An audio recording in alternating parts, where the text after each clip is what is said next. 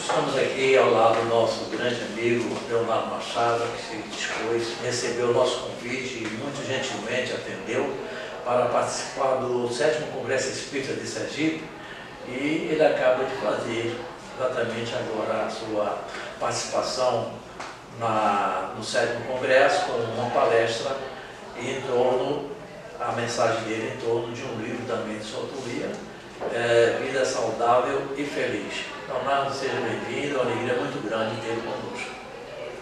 Muito obrigado, agradeço o carinho, o convite da Federação Espírita do Estado de Sergipe e estou aqui à disposição. Leonardo, tudo bom? Eu sou Jane Paiva e eu gostaria de perguntar a você a questão da depressão. Ouve-se muito pessoas do senso comum falar bem assim, você tão religioso, com depressão, eu gostaria de perguntar a você como ocorre o processo depressivo e como sair dele. Ainda existe uma série de mitos, uma série de preconceitos em relação à depressão, situando-a como sendo algo de acordo com a falta de fé, né?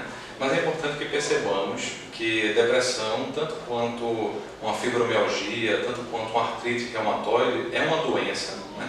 É um diagnóstico médico que envolve uma série de alterações biológicas, como por exemplo, alterações inflamatórias, que nós encontramos também em outras doenças que causam inflamação, alterações nos neurotransmissores, nas chamadas monoaminas, né? Especialmente na serotonina, mas também na dopamina e na noradrenalina. Então há uma série de alterações biológicas que é preciso encarar como um diagnóstico médico, como um adoecimento, portanto procurar ajuda especializada. Ou seja, não só na casa espírita, não só nas religiões, mas também do ponto de vista da ciência, né? Com um psiquiatra, com um psicólogo, com um profissional habilitado para isso.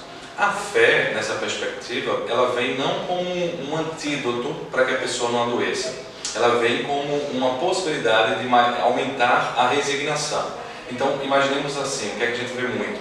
Pessoas que têm depressão, mas que também têm uma vinculação religiosa, elas às vezes têm o pensamento de suicídio, o pensamento de querer morrer, mas por causa da fé delas, por causa da visão religiosa delas, esse pensamento é combatido.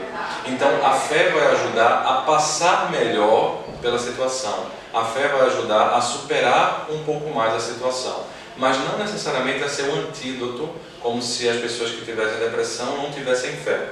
Eu costumo dizer até que eu encontrei muitos exemplos de fé, ao contrário, justamente nos leitos da dor, onde a gente encontra até mais essa situação da fé do que quando a vida está muito bem, né? A gente imagina que só vai ver expressões de fé quando a vida vem bem. Mas nas expressões de dor, nós temos a oportunidade também de encontrar muitos exemplos de superação, de fé, e aí na depressão também, ajudando, né? Sendo um complemento.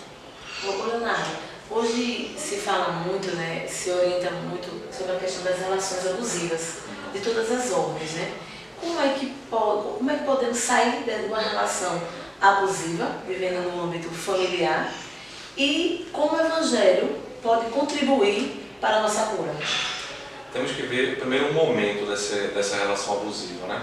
Se for uma relação abusiva que envolve uma criança, um adolescente, é importante que você que vai ver essa minha fala, se aconteceu algum relacionamento abusivo com você nessa faixa etária, é importante que você entenda que não foi culpa sua. É importante que você entenda que você era uma criança, que você era um adolescente e que a culpa não é sua. Porque é muito comum as pessoas que passam por essa situação, nessa faixa etária da vida, se culparem, porque achavam assim, poxa, eu dei cabimento, como se fala aqui no Nordeste, eu dei espaço, fiz algo que atraísse a pessoa. Não. Esse é um problema do abusador, da pessoa que tem essa relação, que faz essa relação abusiva. Como o Evangelho nos explica, todos somos filhos de Deus. E também a pessoa que abusa necessita também da nossa ajuda do ponto de vista espiritual. Mas, no entanto, é importante sabermos que nós vivemos em uma sociedade. E como vivemos numa sociedade, é preciso que a lei seja aplicada. E que é preciso que a pessoa também passe pelo processo da lei. A pessoa que faz o abuso, né?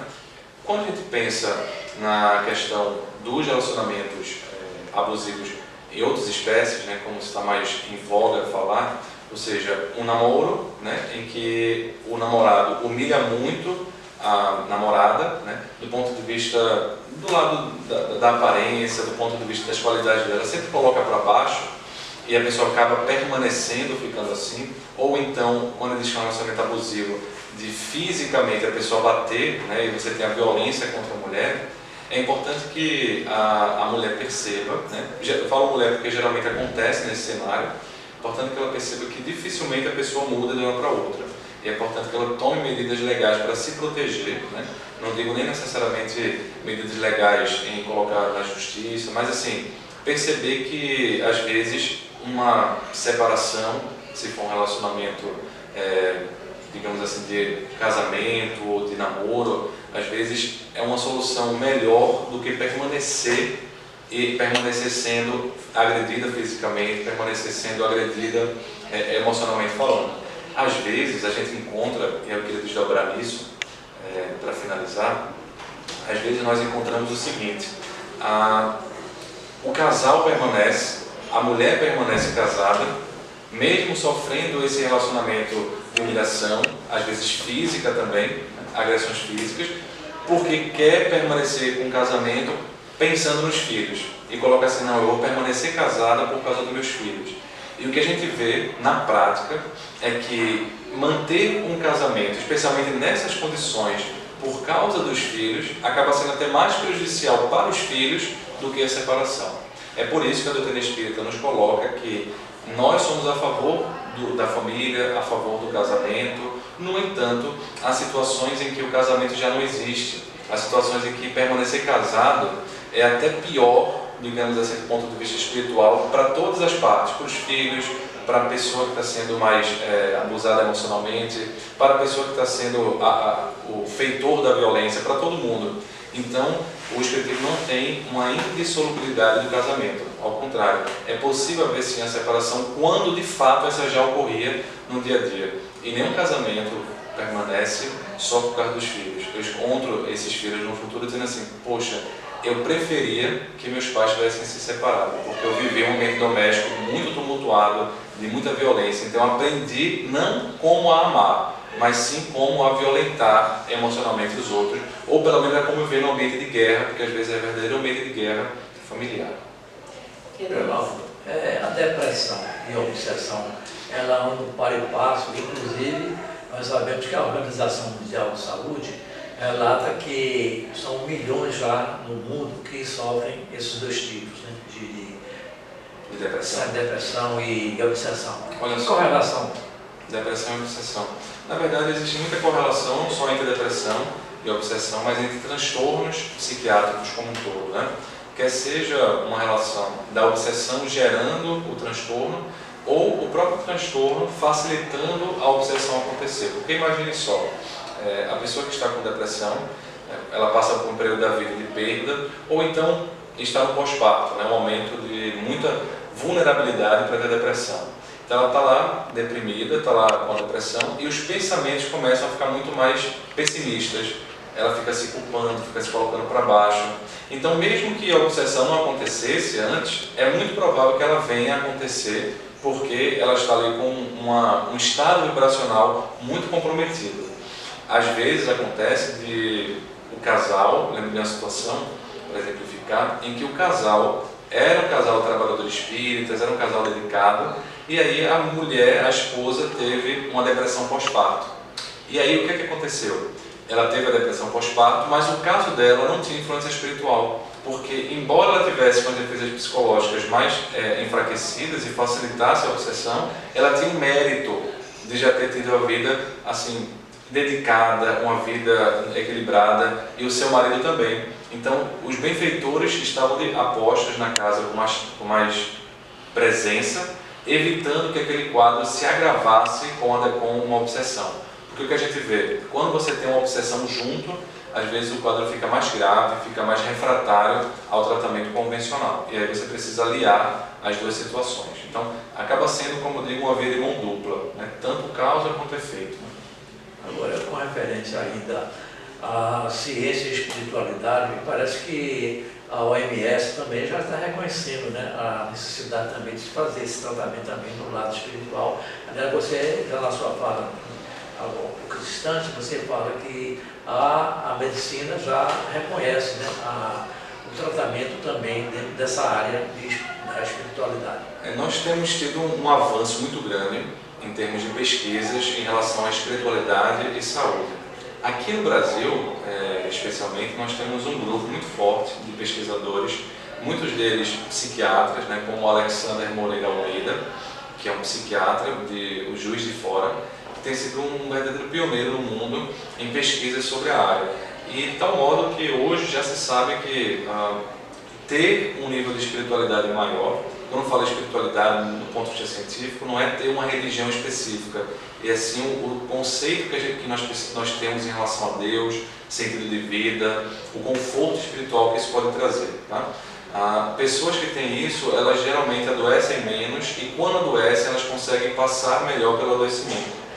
Agora, mais uma vez, não quer dizer que não vá adoecer, mas consegue passar melhor pelo adoecimento. De tal modo que, recentemente, até a Sociedade de Cardiologia tem sugerido, né, que é importante abordar. Existem hoje escalas que você pode se dispor enquanto médico para poder acessar o quão importante é a espiritualidade na vida da pessoa. Então, acho que hoje já temos um grande corpo de conhecimento científico, uma grande quantidade de artigos científicos que mostram, sim, que ter esse lado pode ser muito útil na recuperação dos pacientes. Agora, uma outra coisa, Leonardo, a AME, ela ganhou uma força muito grande no tempo de Marlene Nobre, foi a grande pioneira, né, nessa área. Como é que está a AME na atualidade? Inclusive, ela tem também ramificações em outros países, né? A AME é a Associação Médico Espírita, né? Isso. Então, na Associação Médico Espírita é um grupo de pessoas, né, vinculadas à medicina, de médicos geralmente, mas não só médicos, você tem outras especialidades vinculadas, que acabam tentando trazer um pouco mais esse lado científico. E de fato tem se expandido muito, acho que quase todos os estados brasileiros hoje têm as suas AMEs. Lá em Pernambuco nós temos a Associação Médico Espírita do Estado de Pernambuco, que eu, quando era estudante de medicina, né, a própria Marlene Nobre foi lá em Recife, e me conhecia e me convidou para ser um dos fundadores. Então a gente fundou junto com a Rosane, que é uma trabalhadora valorosa, que continua até hoje na direção da casa, né, na verdade da Associação Médico Espírita de Pernambuco. Então eu era estudante de medicina quando estava lá fazendo. Então hoje você tem encontros, você tem Medinesp, você tem uma série de atividades, encontros internacionais. Inclusive estão também pesquisando na área científica, não dentro da AME necessariamente, mas dentro das suas universidades, né? Porque o objetivo também não é só trazer a interface para o movimento espírita, mas o outro objetivo é fazer com que a própria academia possa também ver esses estudos. Então acho que tem crescido muito, né? Tem tido um crescimento exponencial. E Vida Saudável e Feliz, como foi que surgiu esse livro? Pois é, temos 2 livros aí que vão ser publicados pela Federação Espírita Brasileira, né? Esse que o senhor está falando, que é Vida Saudável e Feliz, que foi publicado ano passado, em que nós tivemos a vontade de escrever sobre prevenção. Na minha área acadêmica, eu não estudo necessariamente espiritualidade, como professor, como pesquisador da área científica. O que eu estudo muito é felicidade, é bem-estar, é uma coisa chamada psicologia positiva e psiquiatria positiva. Tem conceitos em comum, que é como gratidão, como essas áreas podem também afetar a saúde. Então, pode fazer interfaces, mas não é bem espiritualidade. Pois bem, por que eu estudei isso? Por que eu estudo isso? Porque um dos grandes pontos que eu considero importante é não só tratar quando a pessoa adoeceu, né? Mas também fazer uma prevenção, ou seja, antes mesmo da pessoa adoecer, o que a gente pode fazer do ponto de vista preventivo. Então esse livro, Vida Saudável e Feliz, foi uma tentativa de fazer uma prevenção com o Evangelho, ou seja, pegar passagens do Evangelho, pegar histórias reais e trazer do ponto de vista psicológico, né, do que é que o Evangelho pode nos ser útil do ponto de vista de prevenção em saúde mental. Por isso, Vida Saudável e Feliz, Evangelho de Jesus e Saúde Mental. Outro livro que vai ser publicado agora em outubro, mais ou menos dia 20 de outubro, aí é falando um pouco mais das causas do adoecimento psiquiátrico, que vai ser transtornos psiquiátricos num olhar médico espírita. Então foi mais um falando mais sobre o adoecimento em si e o outro tentando falar antes do adoecimento. E esse sobre Sócrates? Sócrates foi foram 2 livros que eu escrevi, né? Um livro chamado A Sabedoria de Sócrates, que foi publicado em 2008, salvo engano, já faz um tempo agora, né? Já faz 11 anos. Né? Isso. Então foi em 2008, pela editora ID, em que eu analisei o livro Fedro, de Platão, e trouxe uma análise sobre como a filosofia socrática se assemelha ao espiritismo, ao evangelho. E aí, alguns anos depois, acho que uns 4 anos, 2012, salvo engano, nós publicamos um complemento desse livro, mas em outra editora, a editora da Federação Espírita do Rio Grande do Sul, que foi chamado Os Últimos Dias de Sócrates, em que na primeira parte a gente fez um pequeno romance contando para as pessoas que não conhecem o final da vida de Sócrates, baseado principalmente em 3 diálogos de Platão, que é o Banquete, que narra, na verdade o Banquete não, a Apologia, que narra a execução, né, de Sócrates e a defesa de Sócrates, depois o Criton, que narra Sócrates na cadeia, na prisão, e o Fédon, que narra os últimos instantes de Sócrates na prisão.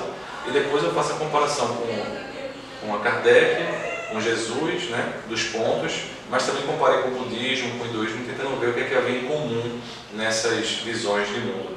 Né, porque o outro lado que eu gosto muito é a filosofia, embora não seja filósofo oficialmente, né, nos dias de hoje, certamente eu teria mais medo de escrever sobre filosofia, mas enfim, era mais jovem escrever, mas o pessoal gostou. Acho que o objetivo foi atingido.